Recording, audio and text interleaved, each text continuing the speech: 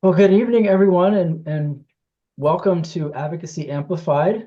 This series, we're going to be talking about making phone calls and public comment. My name is Lamar Bailey, and I'm the director of the Institute Justice Team, and I'm joining you tonight from Silver Spring, Maryland.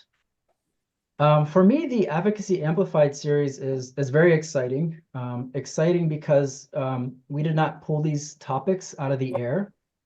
We listened to the voices and ideas of many of you and crafted this series of Advocacy Amplified to meet your needs and to support your justice work.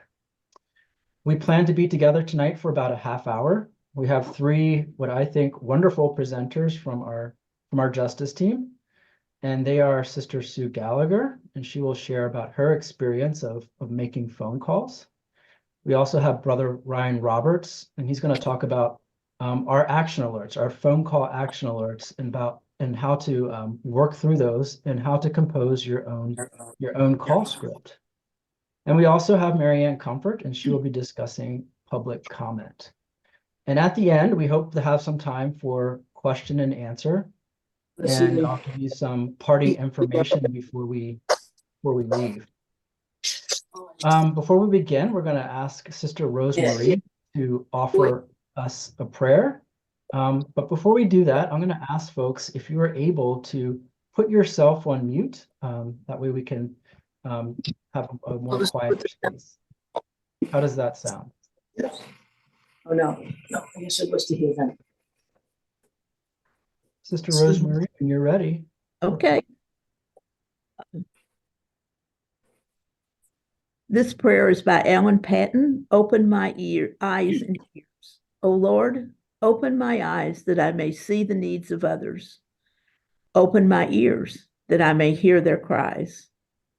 Open my heart so they need not be without succor. Let me not be afraid to defend the weak because of the anger of the strong, nor afraid to defend the poor because of the anger of the rich. Show me where love and hope and faith are needed, and use me to bring them to those places. And so open my eyes and my ears, that I may this coming day and week and month be able to do some work of peace for thee. Amen. Amen. Well, thank you for that. And we're going to just jump right in. Sister Sue Gallagher is going to talk about her experience of making phone calls. Sister Sue, you ready? Great, yes. Well, hello, everybody. And I just want to say thank you for your efforts at joining Mercy Advocacy. And it's so nice to be with you on this. I've done a lot with phone calls, and Benita is a witness of this. My office is in, somebody isn't muted, so that might be good if you try to mute yourself. Yeah, okay. Well, we'll just struggle along. My office is located in the Convent of Mercy, which is also a large retirement house for our sisters. And I know our sisters, especially those who are retired, semi-retired, are eager to join us in advocacy efforts. The holdup sometimes is a lack of facility with answering our emails and things like that. In fact, some don't even use email. But I asked, would sisters like to be on what I call a phone patrol? And so about once a week, when our advocacy alerts come out, I just rewrite those advocacy alerts for our sisters. What I like about our advocacy work alerts is that there's an educational piece and there's a movement for action. I think they're so rich in that. So I just rewrite it and I abbreviate it a little bit sometime. And then I give them the phone numbers of people that we're asking them to call. And they're usually the people who would receive our emails. So in PA, we have Fetterman and Casey as our senators, and we have all different representatives. But I give sisters, and there are 19 people who have signed up to do this. I give sisters a list of what the advocacy alert is about, what we're asking them to do, and a little education and the phone numbers. So I'm so happy that we can do this because our sisters really want to participate, but aren't able sometimes because of our electronic devices. So I've started with that. And as you know, I'm sure many groups do ask us to make phone calls. I'm thinking of network. We frequently are asked to do phone calls for network and other groups. So this is really going to be helpful, I think, for us as we move through it. At first, the sisters were like, oh, I don't want to talk to people. I feel funny talking to people. And it always strikes me as funny because we talk a lot on the phone. But, what I like is we give a script. So in giving that script, I think it really helps folks to participate. And I know that we'll have many effective elements in our process tonight. So thanks again for joining us, and let's amplify our advocacy. Thank you. Thank you. Next, we're going to have Brother Ryan Roberts, who is also a member of the Justice team, share some of his thoughts on our action alerts and also how to create scripts and just the importance of making phone calls. Brother Ryan? Hi, I'm Brother Ryan. I work out of the Institute office outside of Washington, D.C., and I work a lot with our voter voice system.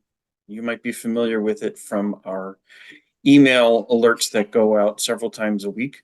We recently started using a new feature of the voter voice system, which is offering the opportunity to make phone calls and to track those phone calls so that we, the Justice team, are informed about the calls that were completed and the responses that our advocates got when they made those calls. So I've made up some slides to show you so that I can walk you through what that process looks like. Because it's different from the emails and requires some extra clicks, it's a little more challenging to navigate. But once you've seen it, I think that it has some level of intuitive walkthrough.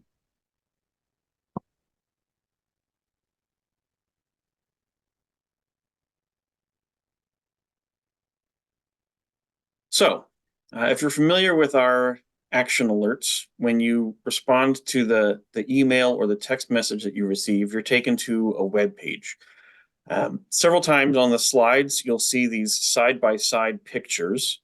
And what they are is the ones on the left are if your browser is using cookies, but doesn't recognize who you are when you get to the site. On the right side is when you're using cookies and you have a cookie that tells Voter Voice who you are. So when you log in, you'll see one of these two things when you get to the Action Alert website. I wanted to especially highlight in the red box on the left side, we've been getting some more questions about mobile phone numbers. And I wanted to highlight this checkbox that says, send me text alerts. If you are entering your information to do an alert and you don't want to give it your mobile phone number, then you should just click in that gray check mark box. It will uncheck the box and the mobile number field will disappear. You'll be able to complete the alert without giving a mobile number. So I just wanted to point that out. Once you reach this screen, I'll move on to the next slide here. If the cookies don't recognize you, you'll fill out your information in the form down the left side picture here. If you are recognized by the browser, again, you'll see on the right that it knows who you are and who your recipients should be. In this case, this was a phone call alert that we did last week that was going to senators. And so these are my senators here in Maryland.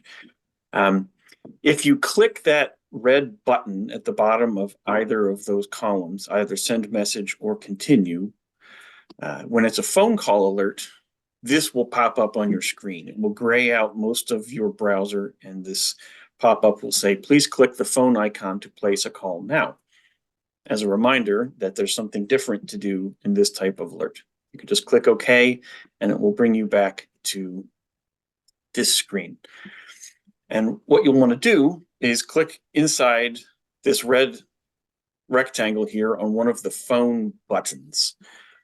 When you do that, it will, again, gray out most of your screen and pop up this white window that has a number of pieces. Right at the top, you'll see it tells you who you'll be making the phone call to, in this case, Senator Ben Cardin.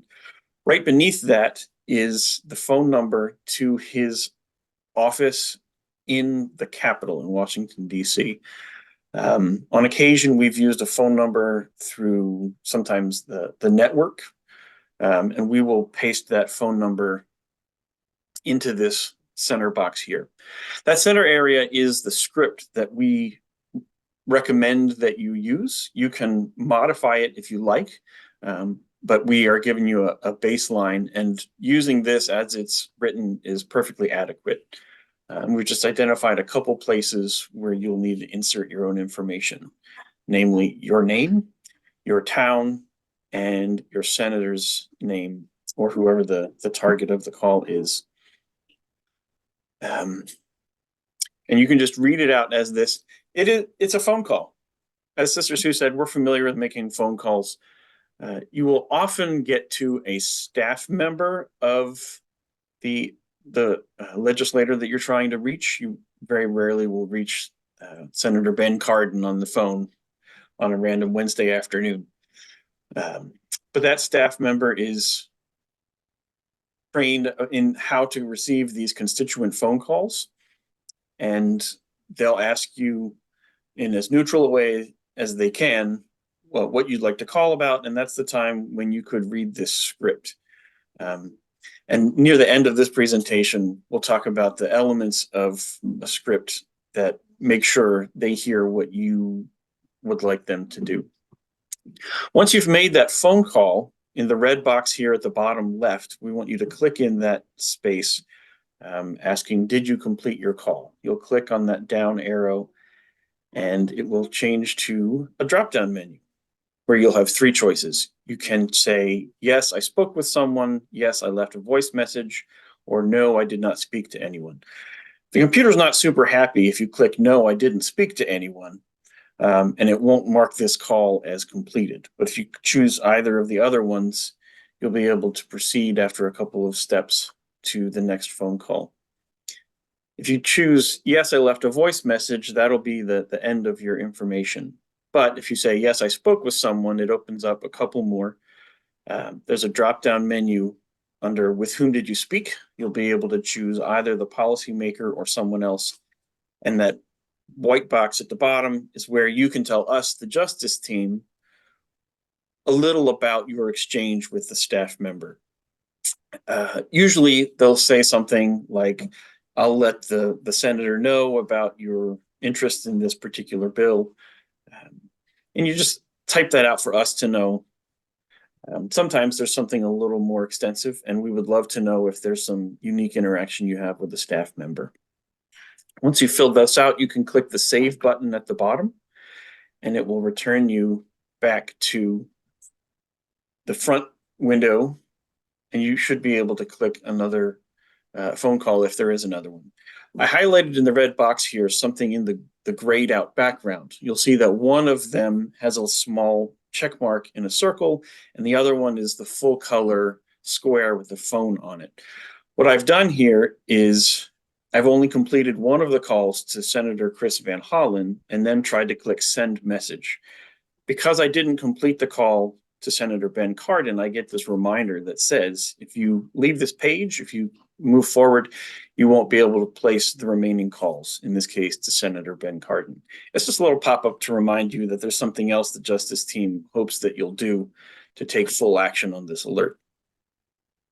Once you've made both phone calls, following through, clicking the phone icon next to their name, and then making the phone call and doing the drop down to tell us who you spoke with, then both of them will have the check marks on if there are 2 calls to make. Sometimes it's just one. On occasion, it might be more than that if we'd like you to speak to your whole congressional delegation.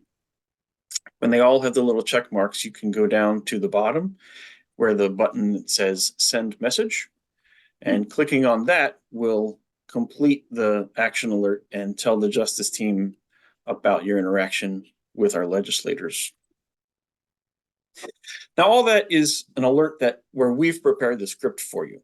You may, on occasion, want to write your own script if there's something that's of import to you that you'd like to connect with your policymakers about. But there are a couple main elements. You want the policymaker to know who you are, your name as a unique identifier, and also where you live. With things like state senators, as long as you live in the state, you're a constituent. So they may only ask for your zip code. If it's a representative in Congress or it's a state legislator, they may need some additional information. And that staff member can ask for what they need to make sure that you're a constituent and how to pass on the information you have for them. You want to tell them about the policy or the issue that's important to you. It doesn't need to be extensive. They're trying to take lots of phone calls probably. And so you want to be brief to make sure that you're clear in communicating what you'd like. And the story is a very important part of a phone call. It's particularly valuable because that unique twist, the reason that you personally are engaged, has a possibility to sway a policymaker through their emotions, where the data may indicate a particular path. Knowing that how their constituents are affected may help them to make a decision more in line with our values. And you also want to call to action. You want to say specifically what you'd like them to do. With our action alerts, it's usually co-sponsor or vote on a particular bill in the way that the Justice team is inviting you to do. But you could make a phone call to policymakers anytime.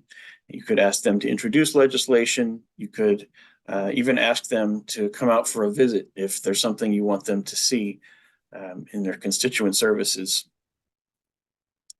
This is a lot of text here. So there's a brief version, which is sort of a script you can fill in. Again, your name, identifying yourself as a constituent according to their geography. And it's important to say, especially with Justice team alerts, that you're a person of faith and that you're connected with the Sisters of Mercy. That connects you with a larger group and helps to add weight to your voice in making a connection with the policymaker. You want to tell them what the issue is. You want to tell them your personal story in brief, why it matters to you and why you think they need to take action. And then specifically name the action that you want them to take. And as always, with a phone call where you're making a request, thank them for their time.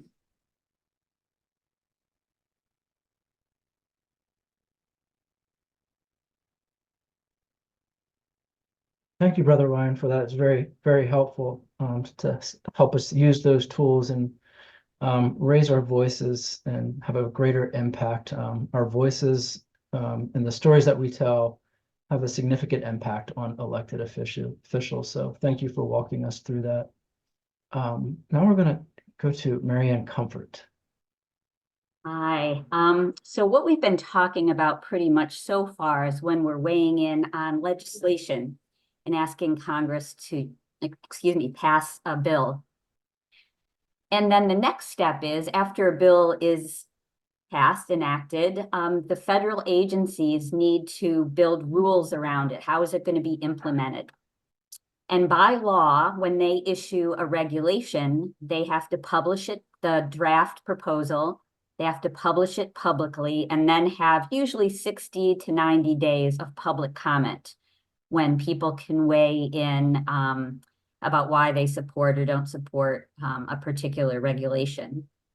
So we've invited you in two different kinds of public comment. Sometimes we have a partner like Interfaith Power and Light, and they are trying to collect as many signatures as possible on a comment for all kinds of people of faith. So we've done that when we are supporting the soot regulations and for regulations on carbon emissions from power plants. And Sisters of Mercy, we were able to add 300 or more than 300 signatures to that. So they very much value us participating in those campaigns. The other form of public comment we occasionally ask for is for your personal comment. And you'll find when we do those that rather than giving you the actual text like we do with emails, we give you talking points, because with regulations, they need to be unique comments, not cut and paste copies of one another. So typically we give you some talking points and encourage you, just like Brother Ryan talked to us about phone calls, to add your own story, add your own concern. So it's a very similar thought process around thinking this is the issue and why are we in favor of or opposing a particular regulation. I think, Mike, you have some examples that we can show. So some of the things that people are usually asked to do is to use their professional or technical expertise. So we've had examples of sisters who submitted public comment on the soot regulations, where they were talking about their background as nurses and what they've seen in a certain population about the impact of soot pollution on people in lower income communities that might be particularly prone to having pollution in their communities. We also have examples, and maybe we can share them with these later if we don't have them to show on the screen. But we do have also have examples where people have taken our talking points and just added an introduction. So in one case, Mike here submitted a public comment where he talked about he bought into community solar panels. And so he personally is trying to reduce his carbon. Oh, here we go. So yeah, why don't we go to a couple down where we have the examples. Couple more slides in.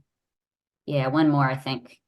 So here's an example of a sister who submitted one from her personal experience in healthcare, where she's talking about why having stronger regulations on soot pollution is important from her personal experience of working with teenagers who lived in communities that were overburdened by pollution. The next one, we have Mike's example, where he talks about his role of trying to reduce his own personal carbon emissions by buying into solar farm, and then kind of pivots from there about the importance of having lower emissions from power plants. So you can see he used his personal experience and then went into the larger issue. And then finally, we have a sister who just had an introduction, a very brief introduction that's her own and her personal concern. And then she just names the talking points we had about this is what we're hoping about a rule on having stronger regulations on carbon emissions from power plants.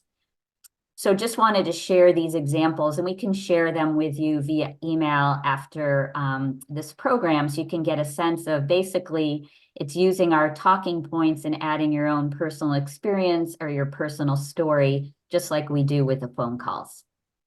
So very similar thought process of developing either the script for a phone call or our public comment. Well, thank you, Mary Ann, and all the presenters. Now we'll take some questions in the time that we have remaining. You can feel free to raise your hand or enter your question in the chat. Let's see. So there's a question here in the chat from Fran Ludwig. If you have added your name to a sign-on petition, can you also submit personal comments separately and have it count? What about signing multiple sign-on messages? Would your signature count for each message? Yeah, thanks for that question, Fran. I think that's totally fine. I don't know that they're going to go in and notice that one person among hundreds of signatures is also added to another message or submitted their personal comment. So yeah, I would say if you sign on to a petition comment, then have some personal things you want to say, yes, please do that. Submit your personal comment.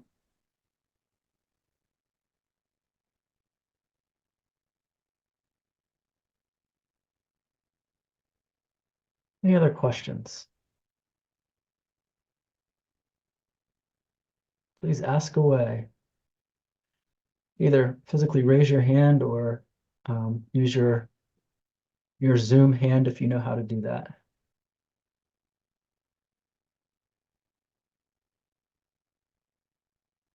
And also feel free to ask a question in the chat.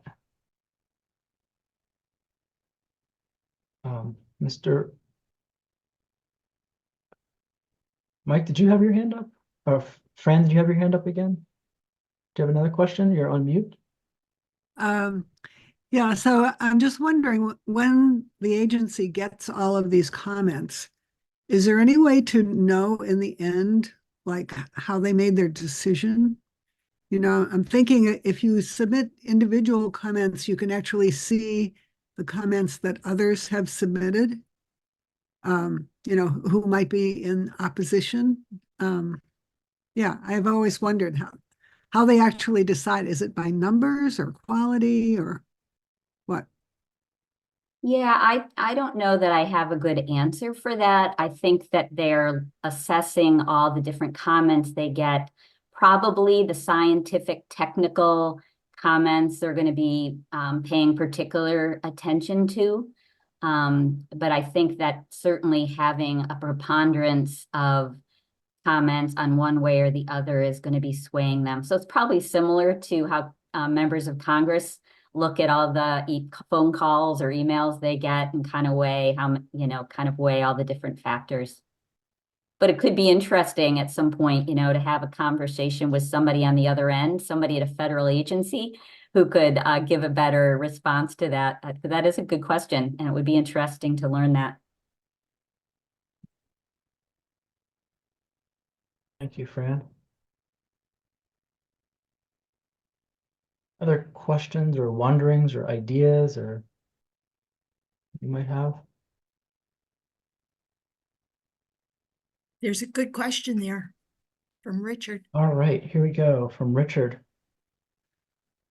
What has the most impact?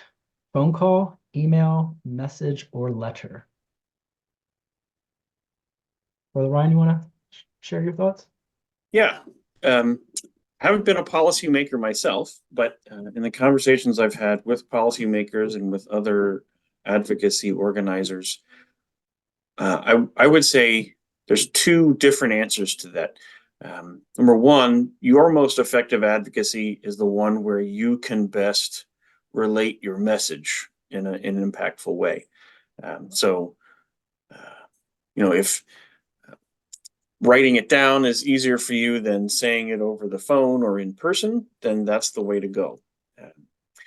The other answer is often the one that displays more effort will likely have more impact on the policymaker.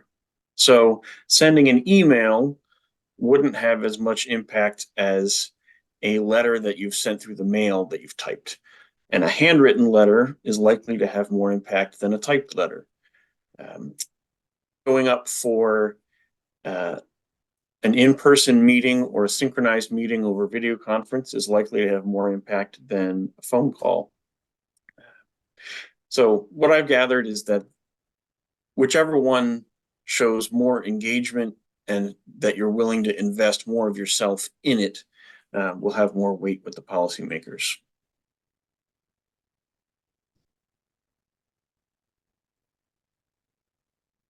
I would also add to that we're living in a time of mass communication, and we really have to, we really have to get to our elected officials with every tool and opportunity that we have.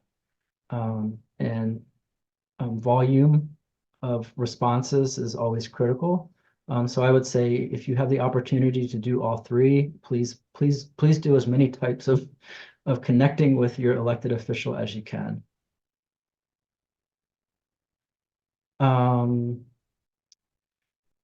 Dorothea has a question of how about requesting a response? Not quite sure. Rosemary has her hand up. I don't Do know. you care to expound a little bit more? I just meant, does, whether you're calling or whether you're emailing, if it's not in this, do you need to put that in the script? Like, I would appreciate if you respond to my request that. Yeah. If I can just jump in, sometimes when you send an email from the legislators' Facebook page, that will be a question. Would you like a response? And I think it's always good. Sometimes they send a response just because, you know, that's the way people do it. I never call, say, Mary Gay Scanlon's office. She's my representative in DC from Pennsylvania. They always call me.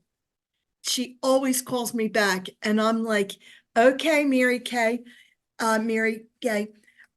Just one more thing about, you know, when we do call, say, oh, I'm going to call Senator so-and-so about this.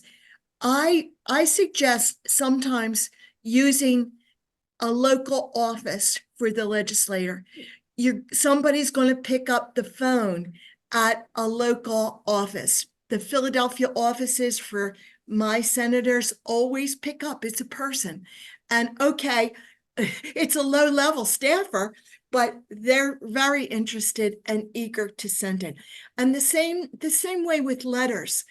When we send letters to DC, it takes about 2 weeks to go through all the machines checking for poisonous substances. So I always send it to a local office as well. They're just little things that I do because I really appreciate the in-person communication. Thank you. You kind of touched on it. We have one question here in the chat. Our congressional office is still holding up stale mail for security reasons until they are inspected. Do they still do this? And I think that is the case.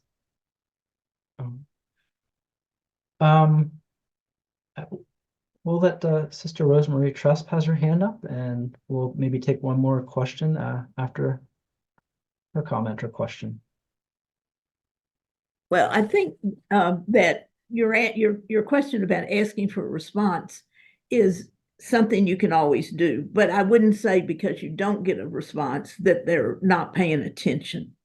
And someone asked me one day, well, I already called the senator on that issue. You can call back numerous times. You can write numerous times. They don't have a checklist and say, well, we already heard from Mary Smith, you know. So it's not just one time only. So I think that's something to keep in mind, that you can use multiple ways over and over again. It doesn't hurt, really. Doesn't hurt, correct. And Richard Bosler, you have your hand up. Yes, I have a question.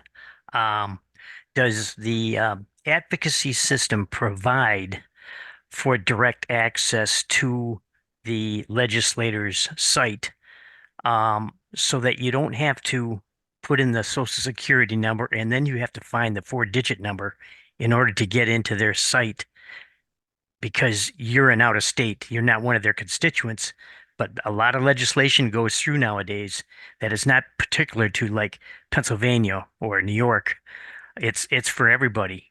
Take for example, Speaker of the House, Mike Johnson.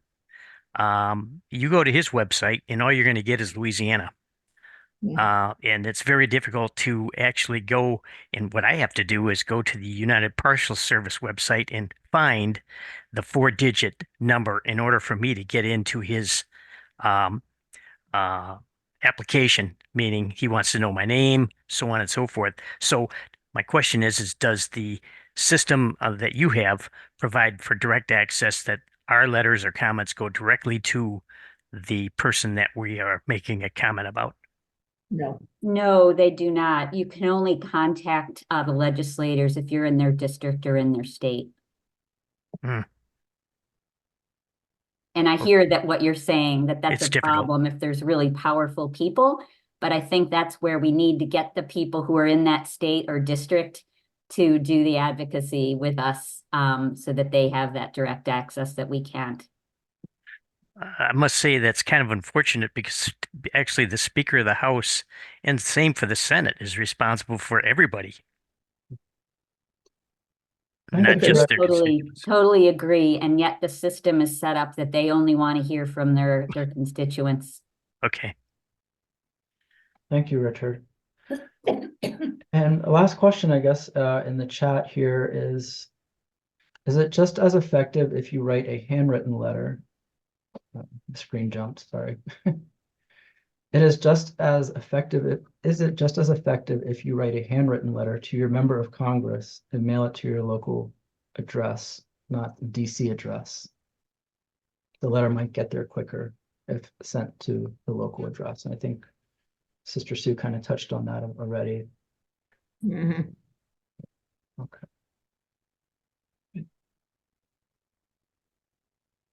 Well, I really appreciate your time and thank you everyone for coming out tonight. And I hope and pray that you have found this very helpful and hopeful that it empowers you to use your voice and to realize how important your voice and your story is to impacting elected officials.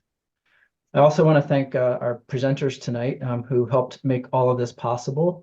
Sister Rosemarie Trust, Sister Suzanne Gallagher, Brother Ryan Roberts, Marianne Comfort, and Mike Poulin, who has been doing all the technical support. And I also thank you. I really do thank you for all of your time and for all of your faithful action. We cannot do this work alone. We have to do it together. And it's so important. I don't have to tell you that that this work work for justice is so incredibly important right now. What we will do is we will send everyone a follow-up email that will have the recording and all of the documents that have been shared today. The email will also include registration for the next Advocacy Amplified, which I really hope everyone signs up for because it's a really important one. And the topic of that next one is going to be how to set up in-person meetings with your elected officials. And that will be March 12th, if you want to write that down on your calendar today. I'm also going to invite you to also share an action alert or two with a friend or family or coworker or anyone to get them signed up to our advocacy alerts. We need more voices and we need everyone's help. I think that's everything for tonight. Again, thank you so much, and you have a great night. God bless.